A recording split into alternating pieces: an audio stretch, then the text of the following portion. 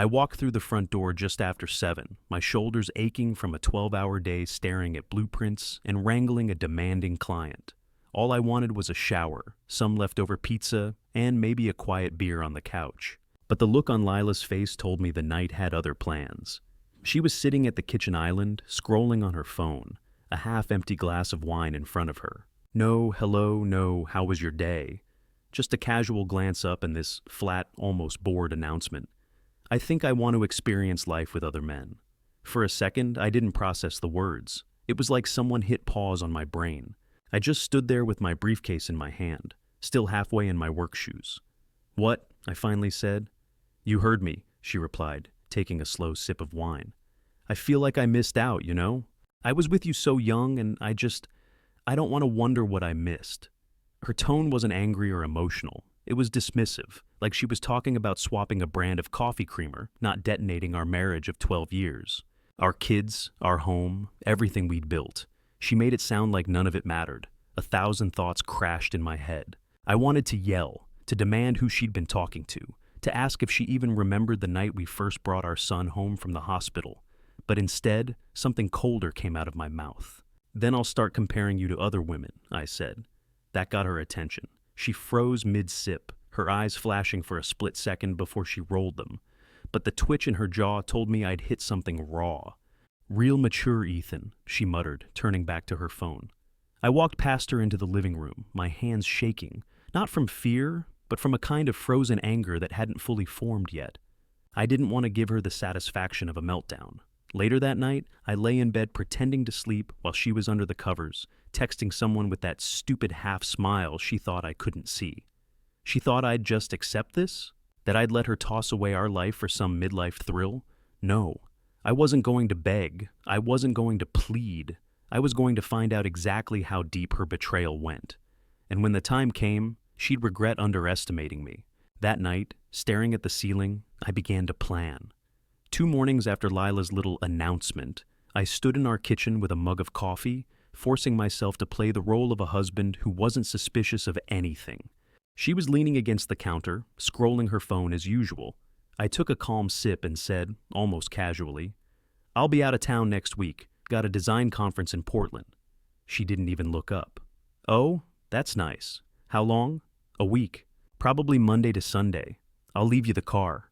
I kept my tone light, as though it didn't matter to me that she'd be home alone. For a brief moment, her lips curled into a smile she quickly hid by lowering her head. "Sure, have fun," she said, her fingers tapping a quick reply to someone on her screen. That was my confirmation. By lunch, I had already called Cole. He was an old college buddy turned private investigator. Cole had a reputation for getting answers without ever leaving a trace. The kind of guy who could find the truth hidden between text messages and deleted call logs. "You think she's stepping out?" he asked bluntly over the phone. "Pretty sure. I just need proof," I replied. "Consider it done. Give me her schedule and I'll handle the rest." Cole moved fast. By the next evening, he had a GPS tracker on my car and a discreet camera kit ready to go. I transferred a retainer fee to his account without hesitation. I wasn't going to guess or assume. I wanted undeniable evidence. Almost immediately, Lila changed. She started humming in the mornings, something I hadn't heard in years. She spent more time getting ready, putting on makeup to go to the store. She'd leave her phone face down on the table, but I caught the glow of incoming messages lighting up the screen every few minutes. By Wednesday, she was glowing like a teenager in love, while I pretended to be too busy packing for my fake trip to notice. On Friday, Cole texted me, "Got what you need? Ready to talk?" I met him in his car a few blocks from our house. He handed me a small digital folder on a flash drive.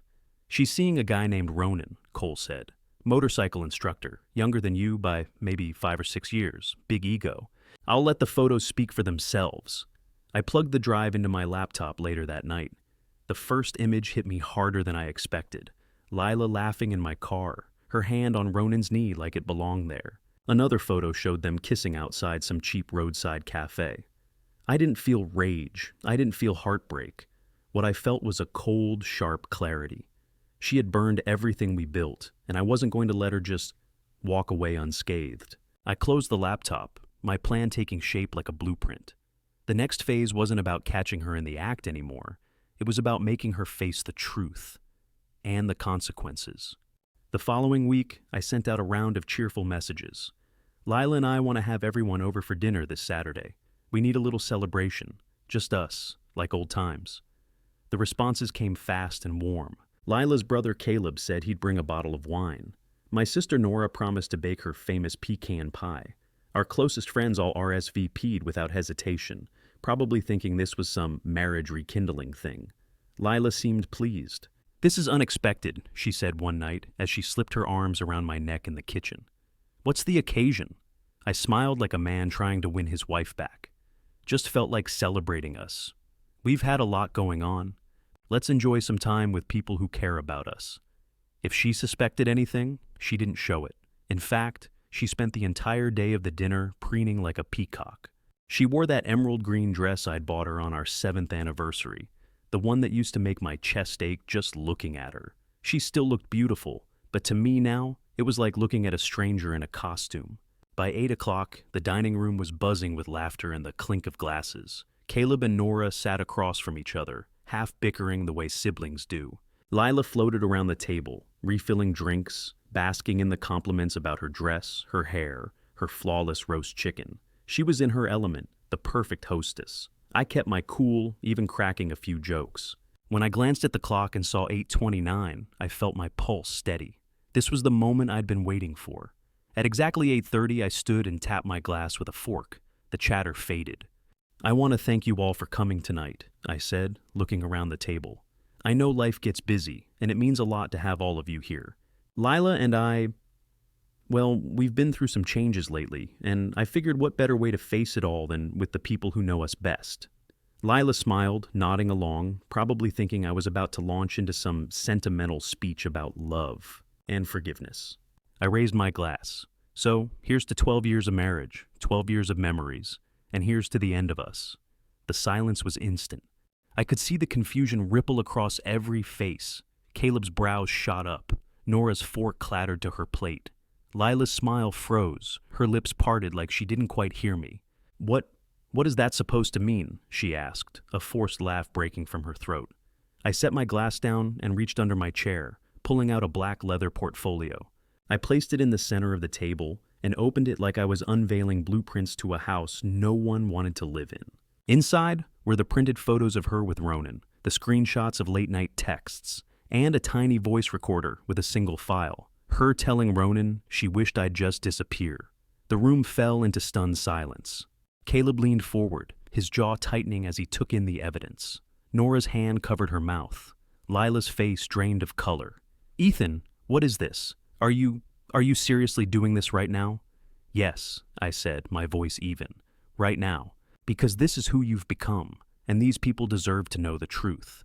You wanted freedom, Lila? You have it, but you don't get to keep the mask while I live like a fool." No one moved, no one said a word. Lila's emerald dress, once so stunning to me, looked almost pitiful as she sat there trembling, trying to salvage her perfect image while the evidence glared back at her. I lifted my glass one last time, my voice cutting through the silence. "Here's to new beginnings." Then I sat down, calm as ever, while Lila's world collapsed right there in front of everyone. The morning after the dinner, my phone buzzed nonstop. Some messages were from friends who had been at the table, awkwardly trying to find the right words. Others came from people who hadn't been there, but had already heard the story. Word spreads fast when someone's perfect image gets shattered in front of half the town. I didn't respond to any of them. Around noon, I opened social media out of curiosity. The first thing I saw was a cryptic post from Caleb. Blood means nothing without loyalty. He didn't tag anyone, but it wasn't hard to guess who it was aimed at.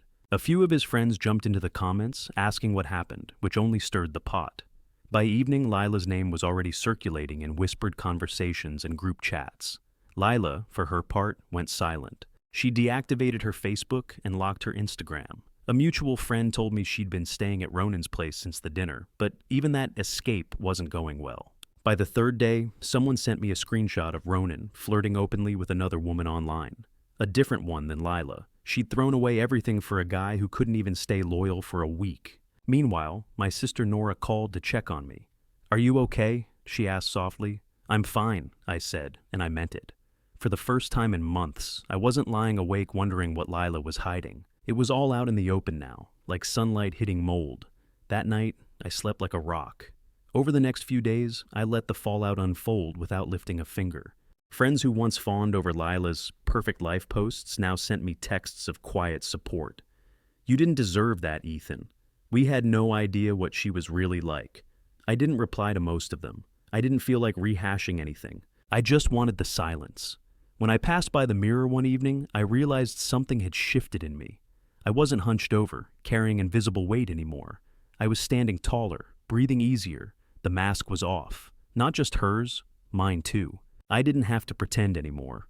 A week passed after the dinner. The silence in the house was both strange and liberating. I'd half expected Lila to storm back in with demands, but instead, she vanished into the background, holed up with Ronan while her perfect reputation crumbled online. Then, late on a rainy Friday evening, I heard a frantic knock at the door. I opened it to find Lila standing there, soaked from the drizzle, hair a tangled mess, and mascara streaked under her eyes. She looked nothing like the woman who'd strutted around in that emerald dress just days before. "Ethan, please," she whispered. "Can we talk?" I stepped aside, not out of kindness, but curiosity. She walked in slowly, clutching her purse like it was the only thing holding her together. "Ronan's gone," she blurted out, her voice breaking. He left. He said he wasn't ready for something serious. I made a mistake. I don't know what I was thinking." I leaned against the doorway, arms crossed. "You made a mistake?" "Yes." Her eyes filled with tears. "I was stupid. I thought I needed freedom, but I just needed, I don't know. I guess I wanted to feel something different. But I see now. I see what I threw away. I want us back, Ethan. I want my family back." Her words landed like empty shells. There was a time I would have clung to them, desperate for any sign she cared. Not anymore. "Do you think you can just walk in here?" I said quietly, after laughing in another man's arms, and pretend none of it happened. "You didn't just cheat, Lila. You set fire to every memory we had. Our marriage, our home. None of it meant anything to you when you decided I wasn't enough." She shook her head, sobbing. "That's not true. You were always enough. I was just lost." "Lost?" I said sharply. "Lost people don't text someone under the covers while their husband sleeps beside them. Lost people don't whisper that they wish their husband would just disappear." I heard every word, Lila. "You meant it." She stepped closer, reaching out like she could erase the truth with her touch. "Please, Ethan. We can fix this. I'll do anything." I didn't move. "No, you won't, because you're not the woman I married anymore. That woman's gone. And honestly, I don't want her back." Her hand dropped, trembling. "You really mean that?" "Yes." My voice was steady, final. "We're done." I opened the front door, holding it wide. She stood there for a moment, tears streaking down her face, before stumbling out into the rain. As the door closed behind her, I felt a strange calmness settle over me. The next morning, I called my lawyer. It was time to make it official. The divorce process started fast, mostly because I didn't want to give Lila any room to twist the narrative. My lawyer, Sandra, was sharp and fearless, the kind of person who could dismantle a lie with just one well-placed question. I handed her everything: the photos Cole collected, the chat transcripts, the voice recording. When Lila's lawyer tried to argue for a split of the house and savings, Sandra calmly laid out the evidence. "Your client abandoned the marital home while carrying on a documented affair," she said, tapping the photos with her pen. "And she's on record saying she wished her husband would disappear. I doubt a judge will view her claims favorably." Lila sat there in her chair, her face pale, lips pressed tight. She had dressed in all black for mediation, like she was mourning something. Maybe she was, the perfect life she thought would always be hers, no matter how recklessly she treated it. At one point, she tried to speak directly to me. "Ethan, can we just be civil about this? I deserve part of the house. I built this life with you." I didn't take the bait. "You helped build it," I said evenly. "And then you burned it to the ground. You don't get to claim the ashes." Sandra slid another document across the table, security footage from our home camera, showing her and Ronan sneaking into the garage one afternoon while I was at work. That footage, combined with her text messages, sealed the outcome. By the end of the session, I walked out with the house, most of our savings and full custody of Ranger, our golden retriever. Ranger had barely wagged his tail at Lila in months, almost like he knew. Lila just stared down at the table as she signed the papers. The room felt like a funeral parlor, quiet except for the scratch of the pen. When it was over, I stepped outside into the sunlight, a weight lifting from my shoulders. I didn't feel anger anymore, just clarity. Sandra walked beside me, flipping through her notes. "You did well in there. Most people lose their cool when things get personal." I shrugged, a small smile forming. There's nothing left to lose. As I drove home with Ranger in the passenger seat, his head out the window, I felt lighter than I had in years. I wasn't just walking away from Lila, I was walking towards something better, even if I didn't know what that was yet. The morning after the court finalized the divorce, I woke up feeling like the air was different, lighter somehow. For the first time in years, I didn't wake up with tension clamped around my chest. Ranger wagged his tail when I walked into the kitchen, as if he sensed the change too. I started making small adjustments. At first, it was just throwing myself into work. I spent long hours at my drafting table, sketching concepts that had been collecting dust while my life unraveled. But it didn't stop there. I signed up for a gym membership and forced myself into early morning workouts. The soreness in my muscles felt like proof that I was building something, myself. One Saturday, I pulled out a box of old memories, anniversary cards, photos, little souvenirs from trips Lila and I had taken. I sat with them for a while, letting the memories pass through me like clouds. Then I grabbed a lighter and burned most of it in the fire pit out back. Not out of anger. I wasn't looking for revenge anymore. It was about closure, about refusing to let the past clutter my mind or my heart. Work became my sanctuary. I started a new design project, a lakeside home concept I'd dreamed about years ago, but never had time to pursue. As I watched the lines take shape on my sketches, I realized I was building more than a house. I was drawing up the blueprint for my next chapter. One evening, Nora invited me to a community fundraiser at the local library. I almost said no, but she insisted. That's where I met Sophie. She was a school teacher with warm eyes and an easy laugh that wasn't forced or calculated. We ended up talking for over an hour, swapping stories about our favorite books and the small-town quirks we both secretly loved. She didn't know about my past, at least not the details, and I didn't feel the need to lead with it. What struck me was how effortless it felt to be around her. There were no mind games, no tension, just genuine conversation. When she smiled at me across the table, I realized how long it had been since I felt something that simple and real. Our first date was nothing fancy. We grabbed coffee and walked along the river downtown. She laughed at my dry humor, and I found myself laughing too, really laughing, for the first time in months. By the time I got home that night, Lila felt like a ghost, a distant echo of a life I had outgrown. I wasn't defined by what she did to me anymore. I was defined by what I chose to build next. It was one of those quiet Sunday mornings when I decided to stop by the local bookstore. I'd been spending more time there lately, drawn to the peace of getting lost among rows of shelves. I had just picked up a new architecture book when I heard a voice behind me. "Ethan." I turned and saw her. Lila. For a moment, I almost didn't recognize her. Her confidence, the effortless glow she used to carry like armor, it was gone. Her hair looked unkempt, her eyes tired. She stood there in a faded jacket, holding a paperback like she'd forgotten why she even came in. "Hi," she said softly. I nodded once, polite but distant. "Lila?" There was an awkward pause. She shifted her weight, as if searching for the right words. "You look good," she said finally. "Healthy." "I am," I replied. Her eyes flickered, like she'd expected me to ask about her, but I didn't. She sighed. "I've been in therapy, trying to fix myself. I just wanted you to know that. I know I can't undo what I did, but I'm sorry. For everything." I studied her for a moment. There was sincerity in her voice, but it didn't stir anything in me. No anger, no longing, just a calm, quiet emptiness. "I hope it helps," I said. She bit her lip, her voice trembling. "Is there any chance for us? Even a small one?" I shook my head gently. "You buried that chance the night you betrayed me, Lila. I'm not angry anymore, but I can't go back. I don't want to." Her eyes filled with tears.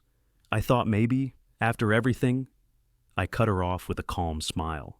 "After everything, I found peace. That's something I can't trade, not even for old memories."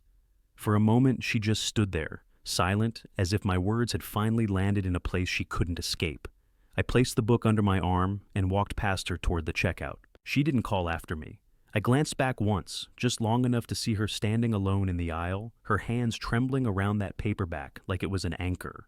I left the store feeling lighter, more certain than ever that the greatest victory wasn't in destroying her, but in becoming untouchable to her chaos. A year can change everything. The house Lila and I once shared had felt heavy with memories, so I sold it and started over. I designed my own home this time, a modern lakeside place with big windows, sunlight flooding every corner, and clean, open lines. It wasn't just a house, it was a declaration that I was free to build something better from the ground up. Ranger adjusted quickly, sprawling across the hardwood floors like he knew this was where we belonged. On quiet mornings, I'd drink coffee by the window while watching the lake ripple with the breeze. I had never felt such peace in my life. Sophie and I had grown closer, slowly and naturally. She wasn't a replacement for anything or anyone. She was simply herself, with her warm laugh and the way she genuinely listened when I talked. She loved my work, often asking to see my sketches and listening with interest as I explained my designs. We didn't rush things. Our dates were simple: walks by the river, quiet dinners, movie nights with homemade pizza. There was no pressure, no drama, just a steady rhythm that felt right. With her, I learned that love didn't have to be chaos. It could be calm. One evening, she stood next to me on the deck of my new home, watching the sunset over the lake. "You built this?" she asked softly, running her fingers along the railing. "Every inch of it," I said. "It's beautiful." "You're finally living in the kind of place you deserve," she said, leaning her head on my shoulder. I realized she was right. I wasn't living in someone else's shadow anymore. Then, one afternoon, my phone buzzed with an unfamiliar number. It was a text from Lila. "Do you think of me?" I stared at the message for a moment, expecting a surge of emotion. Anger, nostalgia, something. But I felt nothing. I set the phone down on the table without replying. Sophie walked in from the kitchen with 2 mugs of tea. "Everything okay?" she asked, noticing my expression. "Yeah," I said, smiling. "Everything's perfect." We sat on the deck as the sky turned pink and orange. Ranger curled up at our feet, and I realized I didn't need to look back. I'd already learned the most important lesson. Real love isn't a battlefield. It's peace. As I watched Sophie laugh at something silly I said, I knew Lila's chapter in my life had closed for good. Not with anger, not with bitterness, just with a quiet smile, knowing I'd not only survived the storm, but built something far stronger in its aftermath. I wasn't defined by betrayal anymore. I was defined by the life I had chosen, and the peace I'd fought to create.